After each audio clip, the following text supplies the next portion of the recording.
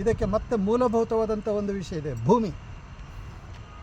April 22 ಭೂಮಿ ದಿನ ಅಂತ ಆಚರಿಸಿದ್ದಾರೆ. ಈಗಾಗಲೇ 1978ರಿಂದಲೂ ಭೂಮಿ ದಿನ ಅಂತ. ಏಕೆಂದರೆ ಸೌರ ವ್ಯೂಹದಲ್ಲಿ, ಅಂದರೆ ಸೂರ್ಯ ಕೇಂದ್ರದಲ್ಲಿದ್ದಾನೆ, ಸೂರ್ಯನ ಸುತ್ತ 9 ಗ್ರಹಗಳಿದೆ. 9 ಗ್ರಹಗಳಲ್ಲಿಯೂ 3ನೇ ಗ್ರಹ ಭೂಮಿಯಾಗಿದೆ.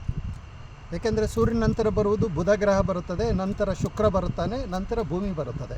ಭೂಮಿ ನಂತರ ಮಂಗಳ ಬರುತ್ತದೆ, ಮಂಗಳ ನಂತರ ಗುರು ಬರುತ್ತದೆ, ನೆಪ್ಚೂನು ಗಿಪ್ಚೂನು ಪ್ಲೂಟೋ ಮುಂತಾದವು ಬರ್ತವೆ, ಶನಿ ಮುಂತಾದವು ಬರ್ತವೆ. ಈ 9 ಗ್ರಹಗಳಲ್ಲಿ ಜೀವವಿರುವುದೇ ಭೂಮಿಯಲ್ಲಿ. ಇಂತಹ ಸೌರವ್ಯೂಹಗಳು ಬಿಲಿಯನ್, ಅಂದರೆ ಕೋಟಿಗಟ್ಟಲೆ ಇದೆ ಆಕಾಶದಲ್ಲಿ, ಸೌರವ್ಯೂಹದಲ್ಲಿ. ಅದು ಅಲ್ಲಿ ಜೀವ ಇದೆ ಇಲ್ಲೋ, ಇಲ್ಲಿಯೇ ನಮ್ಮ ನವಗ್ರಹಗಳಲ್ಲಿಯೇ ಹುಡುಕುತ್ತಾ ಇರಬೇಕಾದ್ರೆ ಜೀವ ಇಲ್ಲ ಎಂಬುದು ತಿಳಿದಿರಬೇಕಾದರೆ ಇಂಥ ಭೂಮಿ ಮೇಲೆ ನಾವು ವಾಸಿಸ್ತಿದ್ದೇವೆ. ನಾವು ಪುಣ್ಯವಂತರಲ್ಲವೇ? ನೋಡಿ ಎಷ್ಟು ಚೆನ್ನಾಗಿ ಗಾಳಿ ಬೀಸುತ್ತಾ ಇದೆ, ಎಷ್ಟು ಚೆನ್ನಾಗಿ ಆ ಗಾಳಿಯ ಆಧಾರದ ಮೇಲೆ ಅದು ನಮಗೆಲ್ಲರಿಗೂ ಸಹ ಆಮ್ಲಜನಕವನ್ನು ಕೊಟ್ಟು, ಜೀವವಾಯುವನ್ನು ಕೊಟ್ಟು ಜೀವಂತವಾಗಿರಿಸಿದೆ. ಕೋಟ್ಯಾಂತರ ಜೀವರಾಶಿಗಳು ಆ ವಾಯುವಿನಿಂದ ಬದುಕ್ತಾ ಇದ್ದಾರೆ. ನಮ್ಮ ಒಂದು ಜೀವಿಗಳಿಗೆ ಬೇಕಾದಂಥ ಆಹಾರ, ಕೋಟ್ಯಾಂತರ ಜೀವಿಗಳಿಗೆ ಬೇಕಾದಂಥ ಹಣ್ಣು ಹಂಪಲು ಆಹಾರ ಎಲ್ಲವೂ ಆ ಮಣ್ಣು ಕೊಡ್ತಿದೆ. ಆ ಮಣ್ಣು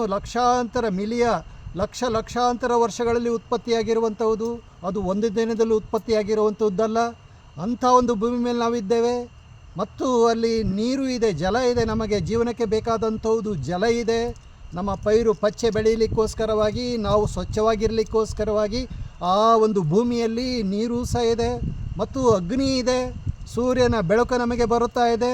ಸೂರ್ಯನ ಬೆಳಕು ಇಲ್ಲಾಂದರೆ ನಾವು ಕಾರ್ಗತ್ತಲೆ, ಜೀವವೇ ಇರುವುದಿಲ್ಲ, ಎಲ್ಲ ನಾಶವಾಗುತ್ತದೆ. ಆ ಸೂರ್ಯ ಇರಬಹುದಾದ್ದರಿಂದ ಆಹಾರ ಉತ್ಪತ್ತಿಯಾಗುತ್ತದೆ. ಸೂರ್ಯನ ಕಿರಣದಿಂದ ಬೀಜ ಮೊಳೆಯುತ್ತದೆ, ಮೊಳೆತಂಥ ಬೀಜ ಗಿಡವಾಗುತ್ತದೆ, ಗಿಡವಾದುದು ಮರವಾಗುತ್ತದೆ, ಹಣ್ಣು ಹಂಪಲು ದವಸ ಧಾನ್ಯಗಳೆಲ್ಲವನ್ನೂ ಕೊಡುತ್ತದೆ. ಇಂಥ ಒಂದು ಭೂಮಿ ನಮಗೆ ಸಿಕ್ಕಿದೆ. ಸುಕೃತರಲ್ವೇ ನಾವು? ಆದರೆ ಇಂಥ ಒಂದು ಭೂಮಿ ನಾವು ನಿಂತಿದ್ದೇವೆ. ಯೋಚನೆ ಮಾಡಿ. ನಾನು ಯೋಚನೆ ಮಾಡುತ್ತಿದ್ದೇನೆ ನಿಮ್ಮ ಜೊತೆಗೆ. ಇಂತಹ ಭೂಮಿ ನಮಗೆ ಹೇಗೋ ಪುಣ್ಯದಿಂದಲೋ ಸುಕೃತದಿಂದಲೋ ದೊರೆತಿದೆ. ಅಂಥ ಒಂದು ಭೂಮಿಯನ್ನು ನಾವು ರಕ್ಷಿಸಬೇಕಲ್ಲವೇ? ಹುಟ್ಟಿದ ಮೇಲೆ ನಾವು ಭೂಮಿಯಿಂದ ಇಷ್ಟೊಂದೆಲ್ಲ ನಾವು ಬಗೆಯುತ್ತಿದ್ದೇವೆ, ಪಡೆಯುತ್ತಾ ಇದ್ದೇವೆ. ಭೂಮಿನ ಶೋಷಣೆ ಮಾಡುತ್ತಿದ್ದೇವೆ ಅಂತ ಅನಿಸುವುದಿಲ್ಲವೇ ನಮಗೆ? ಲಕ್ಷಾಂತರ ವರ್ಷಗಳಿಂದ, ಅಂದರೆ ಭೂಮಿ ಹುಟ್ಟೆ ಹೆಚ್ಚು ಕಡಿಮೆ 4.5 ಬಿಲಿಯನ್ ವರ್ಷ, ಅಂದರೆ 450 ಕೋಟಿ ವರ್ಷಗಳಾಗಿದೆ ಭೂಮಿ ಹುಟ್ಟಿ.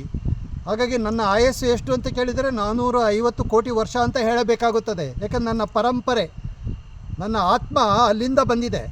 ಆತ್ಮ ಇವತ್ತೇ ಇರುವುದಿಲ್ಲ. ಅದು ಕೋಟ್ಯಾಂತರ ಎಲ್ಲ ಜೀವರಾಶಿಗಳನ್ನು ಸುತ್ತಿ ಕೊನೆಗೆ ನನ್ನ ಹತ್ತಿರ, ಅಂದರೆ ಮಾನವನ ಹತ್ತಿರ ಬಂದಿರುತ್ತದೆ. ಇಂಥ ಈ ಒಂದು ಸನ್ನಿವೇಶಗಳಲ್ಲಿ, ಈ ಭೂಮಿಯಲ್ಲಿ ನಾವುಗಳು ಇವತ್ತು ಯಾವ ರೀತಿ ತಾತ್ಸಾರ ಮಾಡುತ್ತಿದ್ದೇವಲ್ಲ, ಅದನ್ನು ಸಂಪೂರ್ಣವಾಗಿ ನಾಶ ಮಾಡುತ್ತಿದ್ದೇವಲ್ಲ. ಅತ್ಯಾಧುನಿಕ ಜೀವನದ ಒಂದು ಗುಂಗಿನಲ್ಲಿ ನಾವು ಹೇಳದೆ ಕೇಳದೆ ಅತ್ಯಾಚಾರ ಮಾಡುತ್ತಿದ್ದೇವಲ್ಲ ಭೂಮಿಯನ್ನು ನಾಶ ಮಾಡಿದರೆ ಎಲ್ಲಿ ಬದುಕೋಣ? ಯೋಚನೆ ಮಾಡಿ. ಎಲ್ಲಿ ಬದುಕೋಣ? ನಾವು ಬದುಕುತ್ತಿರೋದೇ ಭೂಮಿ, ಇರುವುದೊಂದೇ ಭೂಮಿ. ಹೇಗೆ ಉಸಿರು ನಮಗಿದೆಯೋ ಪ್ರಾಣ, ಹಾಗೆ ನಮ್ಮ ಜೀವನಕ್ಕೆ ಭೂಮಿಯೇ ಆಶ್ರಯವಾದುದಾಗಿದೆ.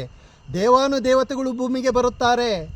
ದೇವಾನುದೇವತೆಗಳಿಗೆ ಅವರು ಶಾಶ್ವತರಲ್ಲ. ದೇವಾನುದೇವತೆಗಳು ಅವರ ಒಂದು ಪುಣ್ಯ ಕಳೆಯಿತು ಎಂದರೆ ಭೂಮಿಗೆ ಅವತರಿಸಿ ಇಲ್ಲಿ ಪುನಃ ಜೀವಿಗಳಾಗಿ, ಮನುಷ್ಯರಾಗಿ ಸಾಧನೆಗಳನ್ನು, ತಪಸ್ಸನ್ನು ಮಾಡಿ ನಂತರದಲ್ಲಿ ಮೋಕ್ಷವನ್ನು ಪಡೆಯುತ್ತಾರೆ, ಸಾಕ್ಷಾತ್ಕಾರ ಪಡೆಯುತ್ತಾರೆ. ಇಂಥ ಒಂದು ಶ್ರೇಷ್ಠವಾದಂಥ ಭೂಮಿ ನಾವು ಆಚರಣೆ ಮಾಡುವುದು ಸರಿ, ಎಲ್ಲರೂ ಆಚರಣೆ ಮಾಡೋಣ. ಒಂದು ದಿನಕ್ಕೆ ಮಾತ್ರ ಸೀಮಿತವಾಗಬಾರದು. ಪ್ರತಿದಿನವೂ ಸಹ ಭೂಮಿಯನ್ನು ಪೂಜೆ ಮಾಡಿ, ಭೂಮಿ ಪೂಜೆ ಮಾಡುವುದೆಂದರೇನು? ಅದನ್ನು ಸರಿಯಾಗಿ ನೋಡಿಕೊಳ್ಳಿ. ಕಸವನ್ನು ಆದಷ್ಟು ಕಸ ಹಾಕದೆ ಅದನ್ನು ಸಂಪೂರ್ಣ ಹಾಳು ಮಾಡುವುದು, ಮಲಿನತೆ ಮಾಡುವುದನ್ನು ನಿಲ್ಲಿಸೋಣ. ಅದು ಹೇಳ್ತಾ ಹೋದರೆ ದೊಡ್ಡ ವಿಷಯವಿದೆ. ಹಾಗೆ ಮುಂದಿನ ಜೀವನದ ಸನ್ನಿವೇಶಗಳಲ್ಲಿ ನಮ್ಮ ಮಕ್ಕಳು, ಮೊಮ್ಮಕ್ಕಳು, ಮರಿಮಕ್ಕಳಿಗೆ ಈ ಭೂಮಿಯೇ ಆಧಾರ. ಇಂಥ ಒಂದು ಭೂಮಿ ನಾವು ಜಾಗೃತರಾಗಬೇಕಾಗಿದೆ. ಅದರ ಬಗ್ಗೆ ಎಚ್ಚರಿಕೆ ತೆಗೆದುಕೊಳ್ಳಬೇಕಾಗಿದೆ. ಅದನ್ನು ನಾವು ಇವತ್ತು ಸಂಪೂರ್ಣವಾಗಿ ಮಲಿನತೆ ಮಾಡುತ್ತಿದ್ದೇವೆ, ಹಾಳು ಮಾಡುತ್ತಿದ್ದೇವೆ, ಹೊಲಸು ಮಾಡುತ್ತಿದ್ದೇವೆ. ಇದನ್ನು ಆದಷ್ಟು ಕಡಿಮೆ ಮಾಡೋಣ. ನಾವೆಲ್ಲರೂ ಜಾಗೃತರಾಗಿ ಈ ಭೂಮಿಯನ್ನು ಇನ್ನೂ ಶ್ರೇಷ್ಠತೆಯಲ್ಲಿ ಈ ಮರ ಗಿಡ ಎಲ್ಲವನ್ನು ಬೆಳೆಸಿ ಎಲ್ಲ ಅದ್ಭುತವಾದಂಥ ಜೀವನ ಸಾಗಿಸೋಣ ಎಂಬುದಾಗಿ ಹೇಳ್ತಾ ಇದ್ದೆ.